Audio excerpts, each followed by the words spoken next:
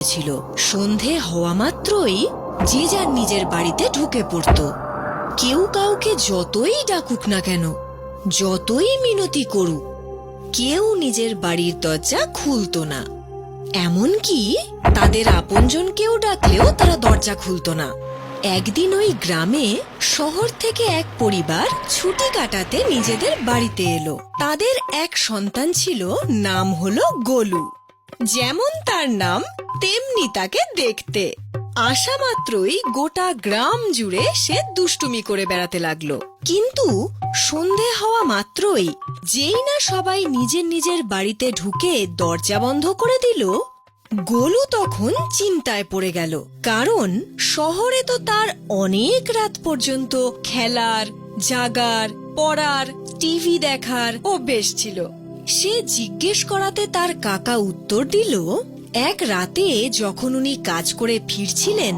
আরে, এত গরমের মধ্যেও এভাবে ঝড় বইছে কেন?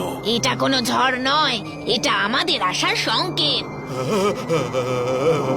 আমরা যতই গ্রাম ঘুরি না কেন, কিন্তু এই গ্রামের মানুষের মাংসের একটা আলাদা স্বাদ আছে। হ্যাঁ, এক রাত খেলে 4 রাত আর খিদে পায় না। খুব ভালো। রোজ রোজ খেলেও এই লোকগুলো বাড়ির বাইরে বেরোনো বন্ধ করে দেবে।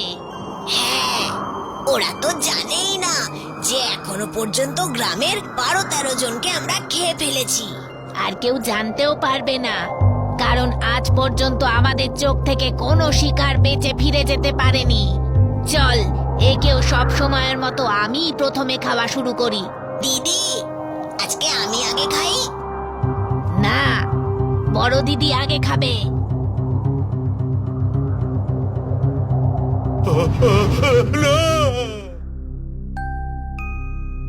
কাকার এই কথা শুনে কাকা এবং গ্রামবাসীদের ওপর গোলুর খুব মায়া হলো। এভাবে কি করে চলতে পারে যে মানুষ রাতে বাইরেই বেরোবে না? তাহলে রাতে বাগানে আম পড়লে কে নিয়ে আসবে? মহুয়া কে আনতে যাবে? চাষের জমি কে দেখাশুনো করবে? এইভাবে চলতে থাকলে একদিন পুরো গ্রাম শেষ হয়ে যাবে। তার কথা শুনে কাকা এবং গ্রামবাসীরা বাধ্য হয়ে বলে যে সেটা তো ঠিকই, কিন্তু কি করা যায়?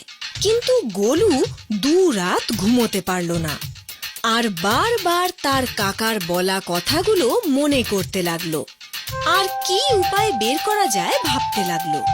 আর এক রাতে কিছু একটা ভেবে ও চুপি চুপি বাড়ি থেকে বেরিয়ে পড়ল। এদিকে ওকে বাড়িতে দেখতে না পেয়ে কাকা এবং পরিবারের বাকি সবাই চিন্তায় পড়ল যে মাঝরাতে গোলু হঠাৎ কোথায় গেল। বাহ, অনেকদিন পরে এক ছোট্ট নরম তুলতুলে মানুষ সামনে এলো। হ্যাঁ, আজকের রাতে উৎসব হবে গো দিদি। ওকে আমি এক্ষুনি শিকার করছি। না, বড় দিদি আগে খাবে। না, তোমরা আমায় খেতে পারবে না। কেন? তুই কি পাথর দিয়ে তৈরি? না, গোটা গ্রামের সবাই জানে যে সব সময় তুমি তোমার ছোট বোনকে এঁঠো খাবার খাওয়াও। তাতে কি হয়েছে? বড় দিদি আগে। দাঁড়াও, কিরকম ছোট বোন তুমি? আরে যুক্তি দিয়ে কথাটা তো বলো। আজ পর্যন্ত তুমি তোমার বড় দিদির কথা মেনে এসেছো। বড় দিদি আগে খেয়ে নিত, কিন্তু আজ তুমি প্রথমে খাও। হ্যাঁ দিদি, আজকে আমি আগে খাই। তুই আগে কেন খাবি? সব সময় তো আমি প্রথমে খাই। আমি ওকে প্রথমে খাবো। আরে তোমরা বুঝতে পারছো না কেন? আজ পর্যন্ত যত বড় মানুষ এসেছে তখন বড় দিদি প্রথমে খেয়েছে। আজ আমি যখন এতই ছোট, তখন ছোট বোনই প্রথমে খাবে। হ্যাঁ দিদি, ও কিন্তু ঠিকই বলেছে। চুপ! বড় দিদির কথা না শুনে একটা ছোট্ট বাচ্চার কথা শুনছিস? বাচ্চাটা ঠিকই বলেছে, আজকে আমি আগে খাবো। তবে আমি কি তোর এঁঠো খাবো নাকি? আজ পর্যন্ত এও তো এঁঠো খাবারই খেয়েছে। হ্যাঁ, আমিও দেখছি তুই প্রথমে কি করে খেতে পারিস। আমিও আজকে দেখবো। আগে তুমি আজকে কি করে খাও।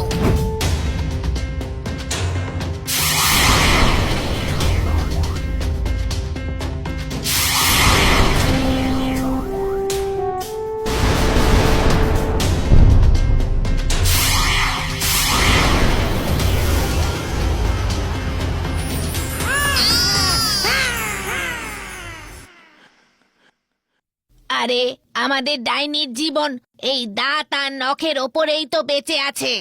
এখন এসব যদি না থাকে আমরা বাঁচবো কি করে? এবারে আমাদের জীবনের সমাপ্তি নিশ্চিত।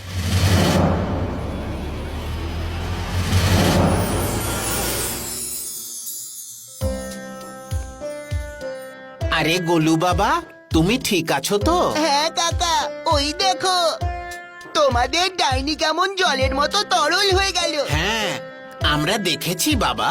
তুমি এটা করলে কিভাবে? কাকা, প্রত্যেকটা সমস্যার সমাধান সেই সমস্যার লোকেদের চরিত্রের মধ্যেই লুকিয়ে থাকে। তুমি বলেছিলে যে দুজন ডাইনির মধ্যে কে প্রথমে খাবে সেই কথা হয়েছিল, আর বড় দিদি প্রথমে খেয়ে নেয়। আমি বুঝতে পেরেছিলাম ও সব সময় প্রথমে খাবার কথাই বলে থাকে হয়তো, আর ছোট বোনের ইচ্ছা কখনোই পূরণ হয় না। ব্যাস, আমি ওদের দুজনের দুর্বলতাই কাজে লাগিয়ে দিলাম। এই শুনে গোলুর কাকাই শুধু নয়, সব গ্রামবাসীরা খুশি হয়ে গেল। অবশেষে আজকে গোলুর জন্য দুই ভয়ঙ্কর ডাইনির হাত থেকে তারা মুক্তি পেল।